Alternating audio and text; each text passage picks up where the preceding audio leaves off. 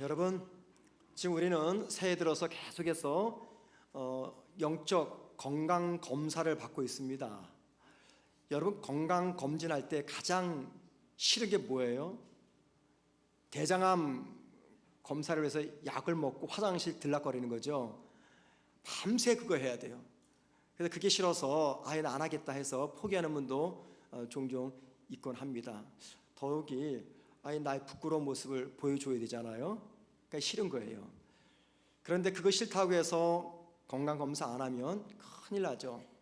건강검사 통해서 내 신체에 무엇이 연약한지를 발견돼야 그 병을 고칠 수 있습니다. 지금 우리는 저를 포함한 우리 모두가 영적 건강검사를 받고 있습니다. 자, 저는 2주 전에 영적 갓난아이 특징에 대해서 말씀드렸어요. 5가지. 혹시 기억하시는지요? 잘 기억 안 나시죠? 이해가 돼요. 시간이 많이 지나갔기 때문에.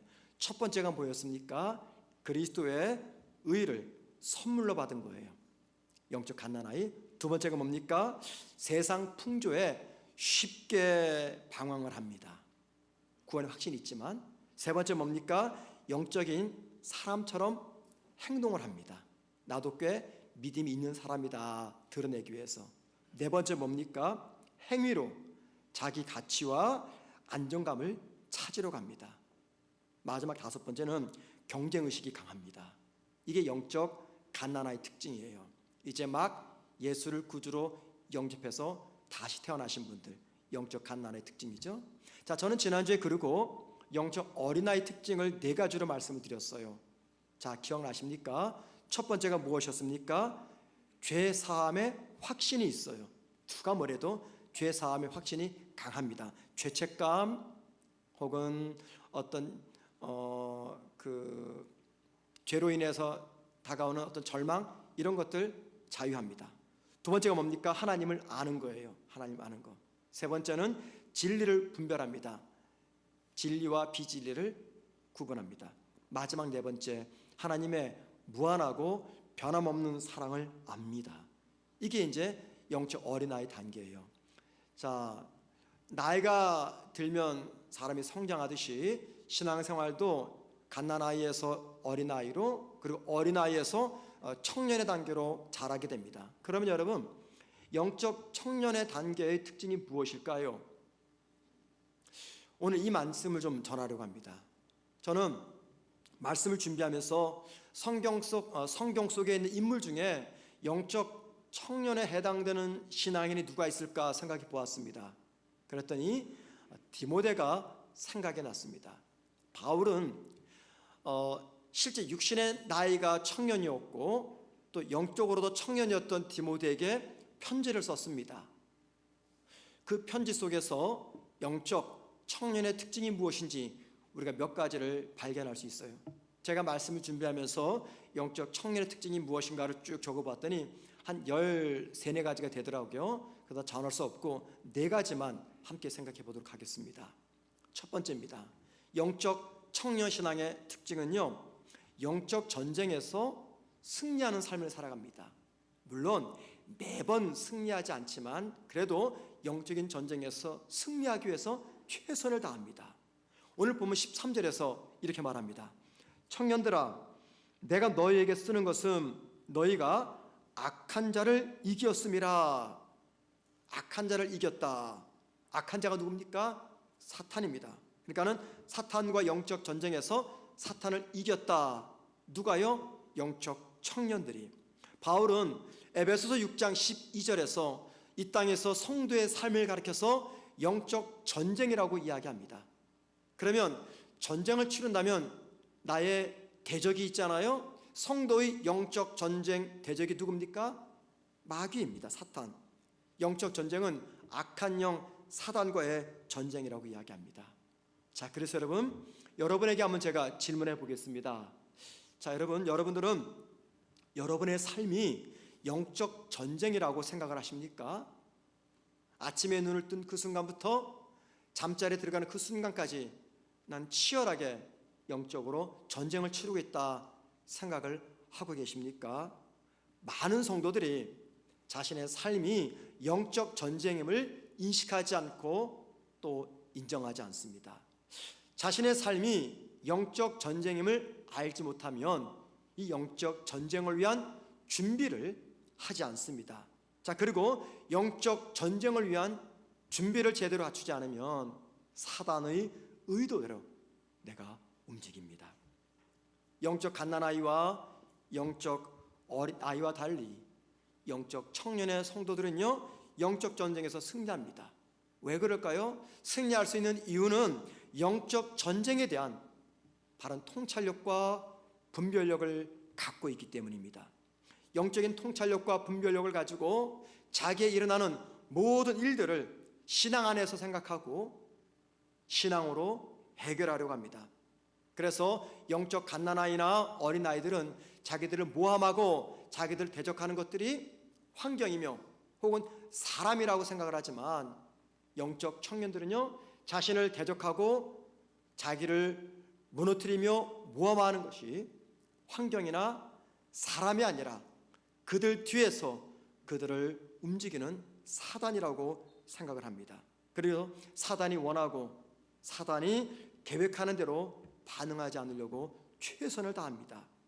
여러분, 지피지기면 백전백승이라. 적을 알고 나를 알면 100번 싸워도 100번 이긴다, 그 말이죠. 영적 청년이 영적 전쟁에서 승리할 수 있는 그 이유가 무엇 때문일까요? 그것은요, 영적 청년들은 사탄의 정체, 의도, 전략을 잘 압니다.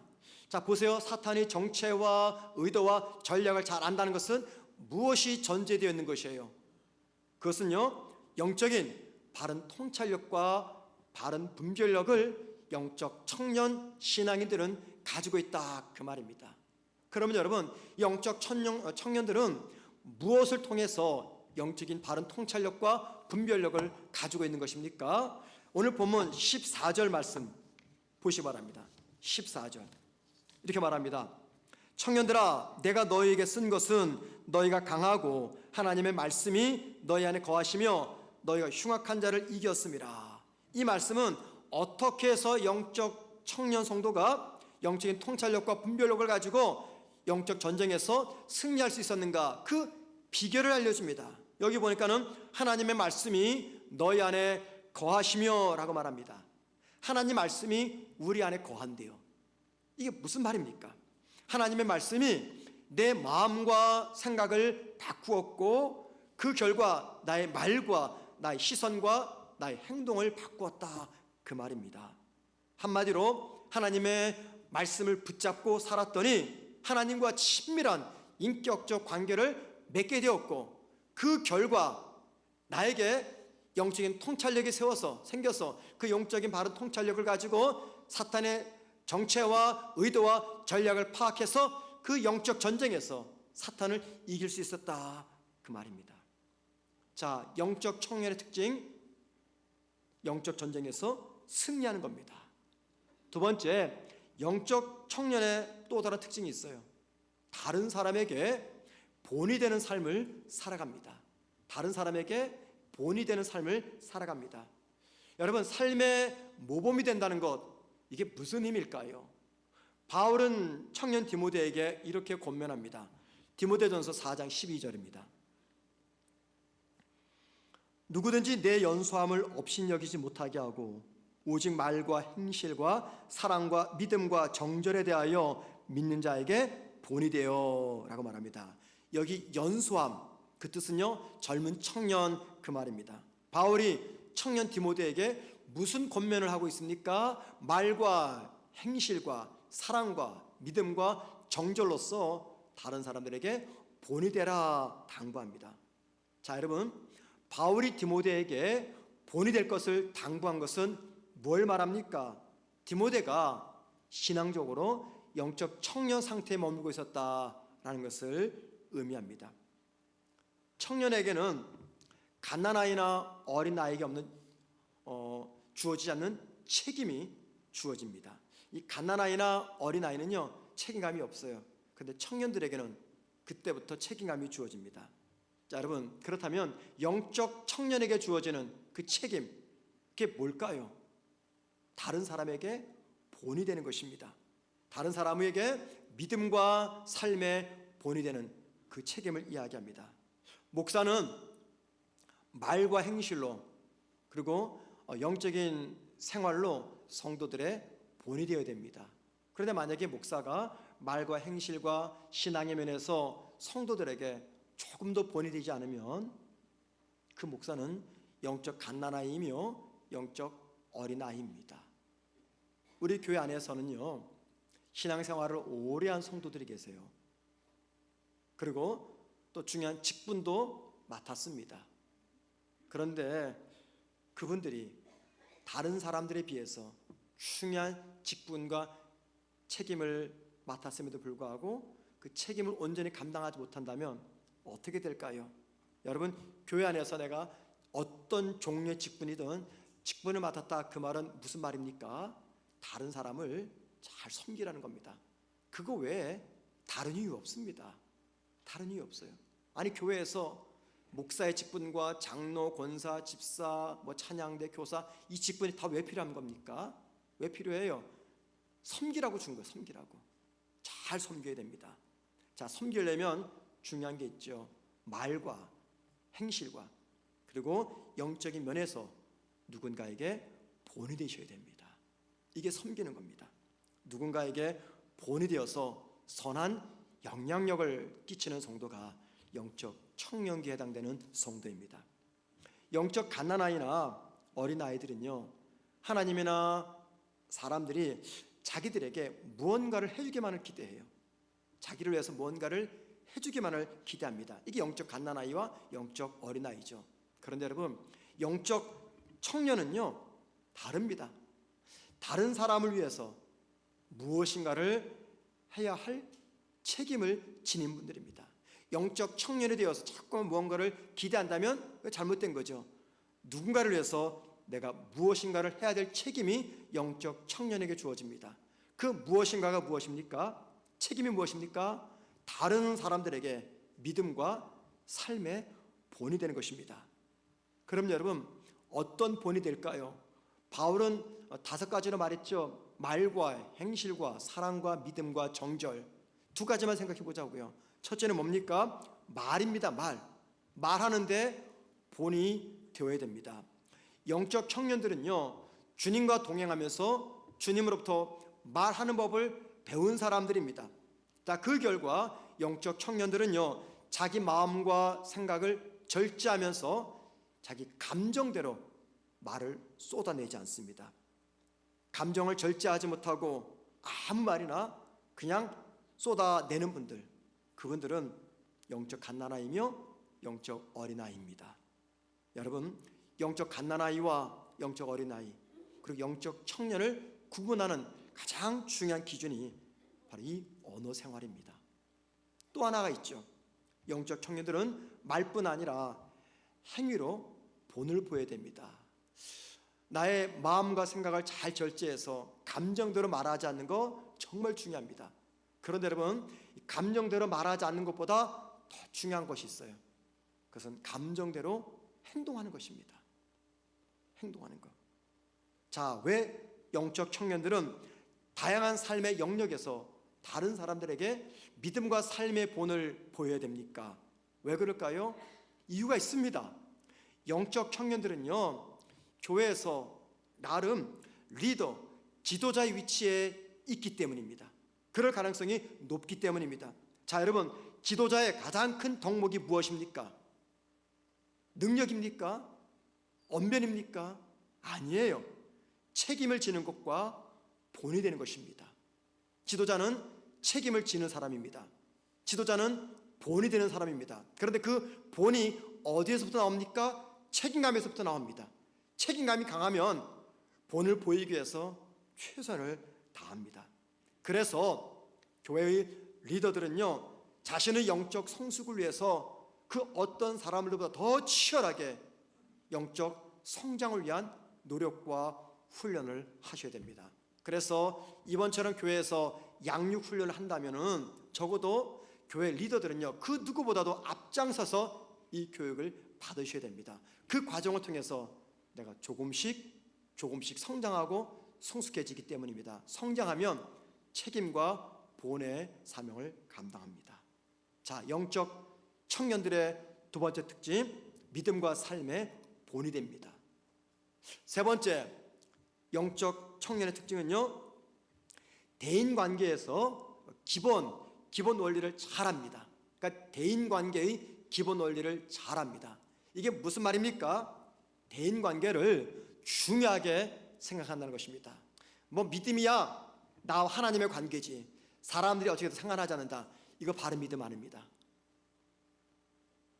참된 믿음은요, 대인관계를 중요하게 생각을 합니다. 이 말은 영적 청년 단계의 성도는요, 자신이 속한 그 공동체에서 다른 사람과 좋은 관계를 맺기 위해서 최선의 노력을 합니다. 다양한 사람들과 관계를 잘 만들어간다. 무슨 뜻일까요? 다른 사람과 평화적 관계를 만들어간다는 것입니다. 교회 안에는 다양한 계층의 성도들이 모여 있습니다. 참 다양하고 많이 모입니다. 그 다양하고 많이 모이는 그 교회에서 그래서 장점과 단점이 있어요. 장점이 무엇입니까? 다른 사람들의 경험을 통해서 내가 배우고 그들을 통해서 내가 성장하고 성숙해질 수가 있습니다. 이게 장점이죠. 단점은 뭘까요? 너무나 다양한 계층의 사람들이 모이다 보니까 서로의 다름에서 오는 갈등이 있어요. 생각이 다르고, 표현력이 다르고, 다름의 차이에서 오는 상처죠. 갈등이죠. 그리고 또 관계의 어려움으로 인해서 찾아오는 상처를 받을 수가 있습니다. 이게 단점입니다. 그런데 여러분, 영적 청년 단계의 성도는요, 다양한 계층의 사람들과 갈등과 관계 어려움을 만들지 않기 위해서 정말 최선을 다합니다. 오히려 올바른 대인 관계를 통해서 자신뿐 아니라 다른 사람의 성장과 성숙을 위해서 기회를 만들어냅니다. 바울은 청년 디모데에게 다음과 같은 권면을 했습니다. 디모데전서 5장 1절과 2절입니다. 늙은이를 꾸짖지 말고 권하되 아버지에게 하듯하며 젊은이에게는 형제에게 하듯하고 늙은 여자에게는 어머니에게 하듯하며 젊은 여자에게는 온전히 깨끗함으로 자매에게 하듯하라. 바울이 네 종류의 사람을 언급하죠. 늙은이, 젊은 청년, 늙은 여자, 자매. 여러분, 이 네 종류의 사람들이 누굽니까? 이 교회 안에서 존재하는 다양한 연령대, 신앙의 수준, 삶의 배경을 지닌 다양한 사람들을 이야기합니다. 그런데 그 다양한 사람들을 향해서 바울이 무슨 권면합니까? 아버지에게 하듯하라. 여기 하듯하라라는 표현이 무려 5번이나 반복이 돼요. 아버지에게 하듯하라, 형제에게 하듯하라, 어머니에게 하듯하라, 자매에게 하듯하라. 이 말이 무슨 말입니까? 결국에는 그 모든 사람들, 교회 안에 있는 모든 사람들을 마치 아버지, 어머니를 사랑하듯이, 형제와 자매를 사랑하듯이 사랑과 존중의 태도로 대하라는 것입니다. 바울이 권면하는 이 말 속에서 영적 청년에 관한 중요한 것을 발견합니다. 자, 여러분, 영적 청년 단계에 있는 성도는요, 자신이 속한 그 공동체의 사람이 누구이든지 관계없이 그들을 상대할 때 항상 그들을 존중합니다. 나이가 어리든 많든 젊든 상관없이 모든 성도들을 존중합니다. 그리고 그들과 좋은 관계를 맺기 위해서 최선의 노력을 다합니다. 왜냐하면 그게 신앙의 본질이기 때문입니다. 그게 바로 나와 하나님의 관계의 결과들이기 때문이에요. 그래서 영적 청년의 성도들은요, 이 예배당에서 누구를 상대하든지 그들을 존중합니다. 그들과 좋은 관계를 맺기 위해서 최선을 다합니다. 필요하다면 내 자아를 기꺼이 땅 아래로 떨어뜨립니다. 뭉개버립니다. 다른 사람과 좋은 관계를 맺을 수만 있다면. 왜 그럴까요? 그게 신앙이기 때문입니다. 여러분, 영적 갓난아이와 영적 어린아이, 그리고 영적 청년의 차이가 무엇입니까? 여러분, 영적 갓난아이와 영적 어린아이는요, 일과 그 일의 결과를 가장 중요하게 생각합니다. 그 일과 일의 결과 무조건 잘해야 돼요. 무조건. 그런데 영적으로 성숙할수록 일과 그 일의 결과보다도 일을 만들어가는 과정과 사람과의 관계를 더 소중하게 생각을 합니다. 자, 우리 교회를 포함한 지상에 존재하는 모든 교회들마다 극복해야 될 문제가 있습니다. 우리 교회도 있어요. 다른 교회도 있고 모든 교회가 있습니다. 그게 뭔지 아십니까?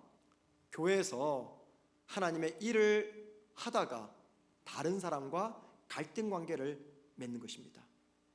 이 교회에서 하나님의 일을 진행하면서 성도들의 관계가 깨어지는 것입니다. 이제 분쟁하는 교회가 있어요. 분쟁하는 교회. 그 분쟁하는 교회 특징이 뭔지 아십니까?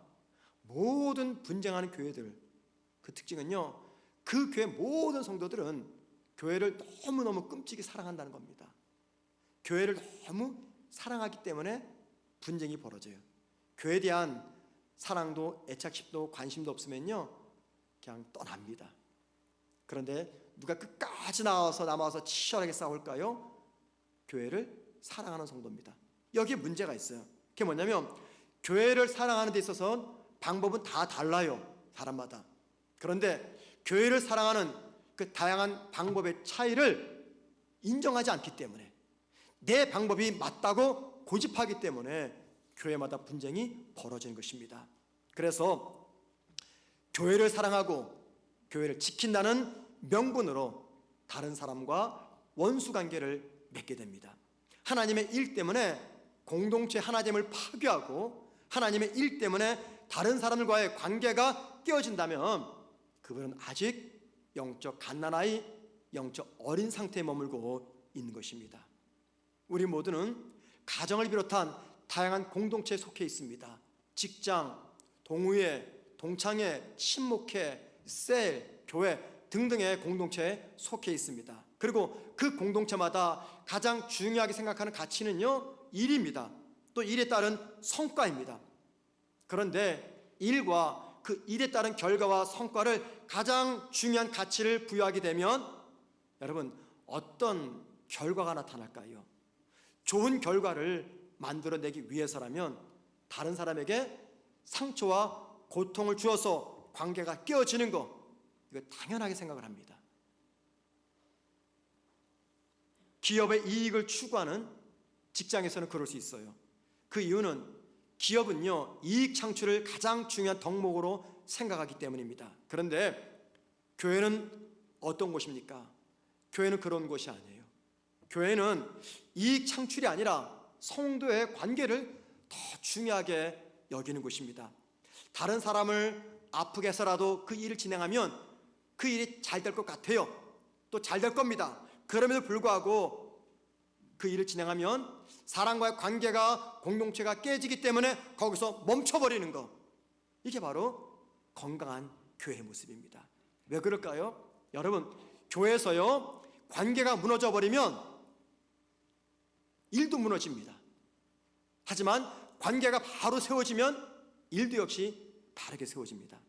그래서 이 교회에서 책임 맡은 리더들 있죠, 혹은 성도들 모두가 다 우리가 기억할 중요한 기본 원칙이 있습니다. 주님의 일을 한다는 그 욕심 때문에 다른 사람과 관계가 어그러지면 모든 일들은 무너지고 만다는 것입니다.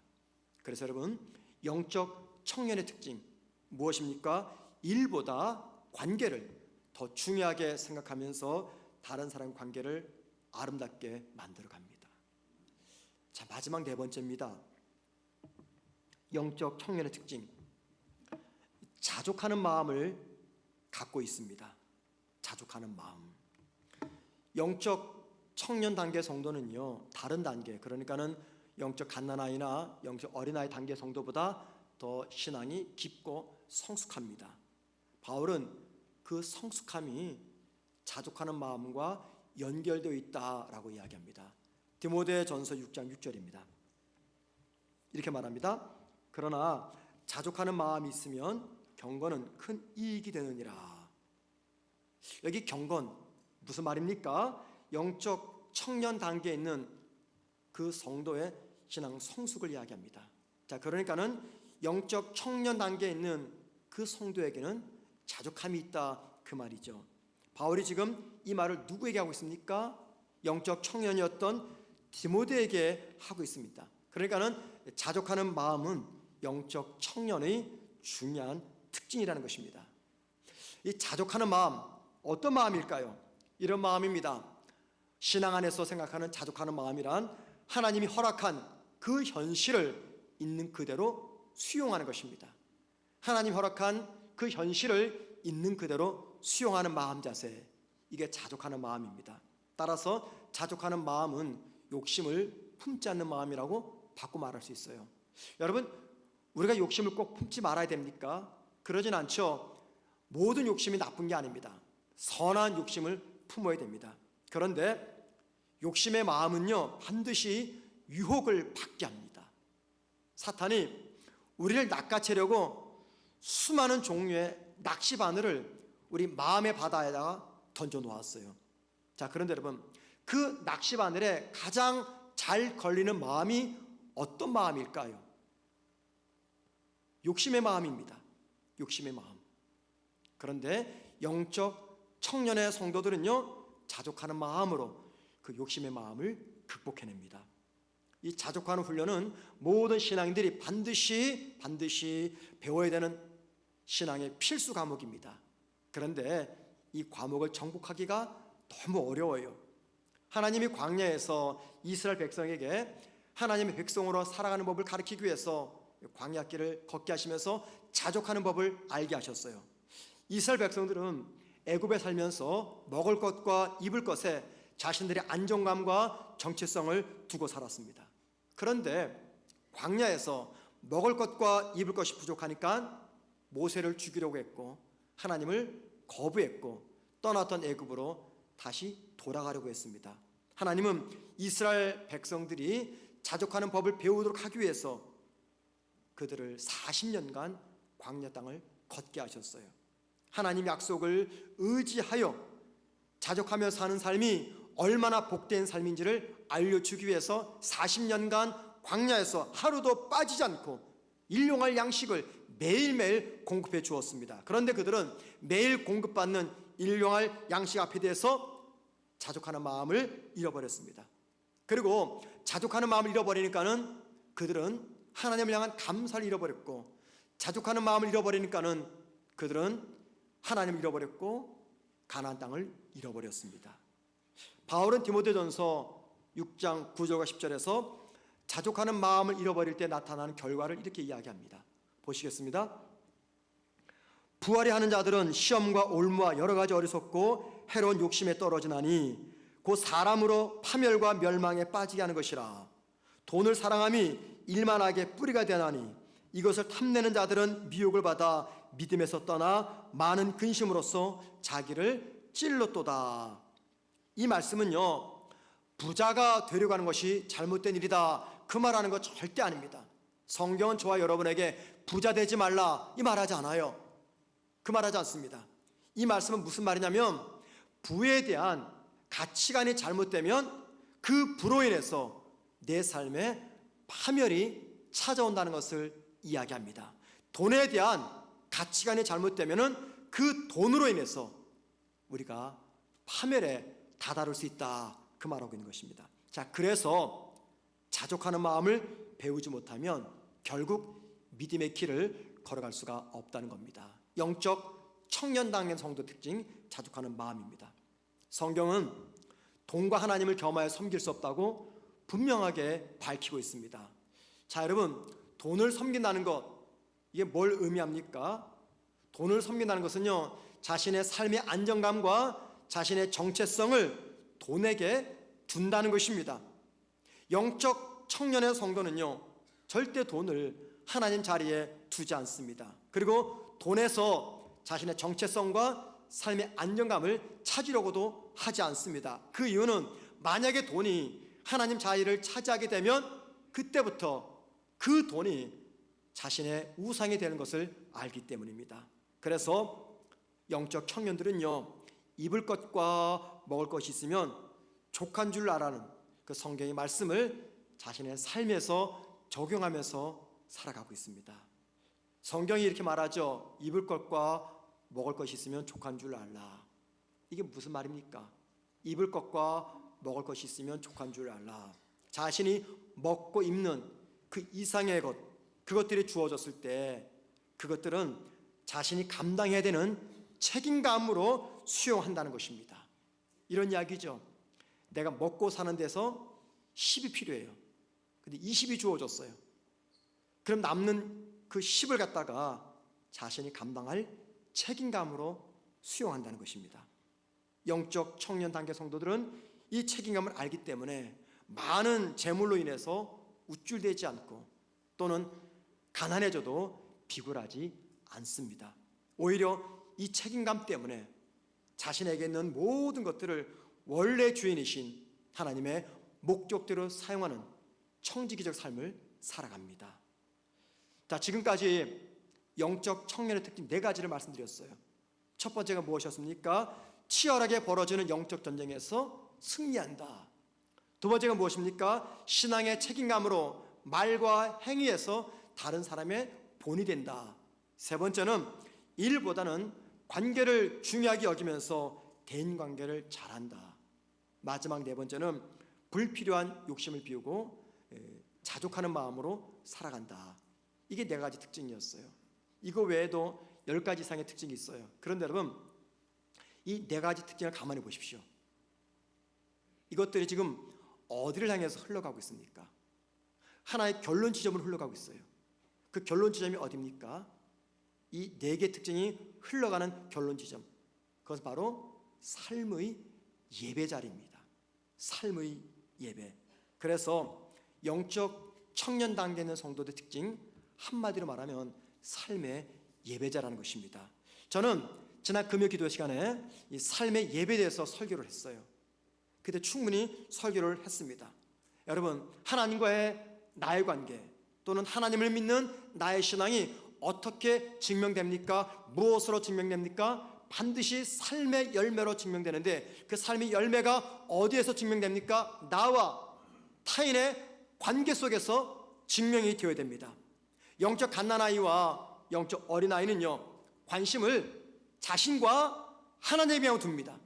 자신과 하나님에만 둬요. 그래서 내가 죄사함 받았다, 내가 하나님 사랑받았다, 여기에 온통 관심이 있어요. 그런데 영적 청년 단계 성도는요, 관심을 자신과 타인과의 관계로 돌립니다. 그리고 자신과 타인의 관계 중심에는 자신과 하나님의 관계가 놓여 있는 겁니다.